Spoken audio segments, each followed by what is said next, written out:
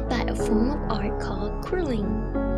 Also known as paper filigree, it involves the use of strips of paper that are rolled, shaped, and glued together to create decorative designs. As you can see, you can also use this form of art in scrapbooking. I created this page dedicated to my little niece. She is so adorable, just look at her chubby cheeks. Materials and tools: colored paper, wide mouth clip, scissors, glue, and slotted quilling tool. Choose your desirable colors. Cut tiny strips about 1/8 of an inch wide. The second piece just has to be wider than the 1/8 of an inch. And the last piece has to be the widest compared to all the 3 strips. The following 2 steps is really optional. I believe the paper is a little bit too long, so I cut it in half. Notice that I did not cut the smaller strips. It's because the centerpiece requires more paper. This step is also optional, but I found that making a small cut here can help the transition between the papers seems more even when it's being glued together. Glue all of the papers together. Make sure the baseline is even. Notice that the smaller strip is also the longest because the center curl requires the most paper. Have your clip ready. Now we're going to fold the strip into a zigzag form. Try to get the baseline of the paper as even as possible. After you cover both of the wide strips, place the clips on the baseline of your paper.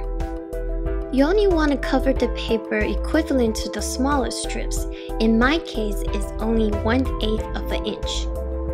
Now you can take a scissor and start cutting the fringes.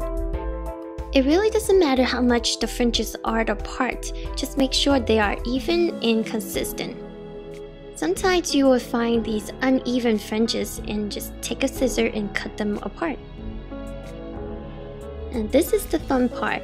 Take a slotted quilling tool.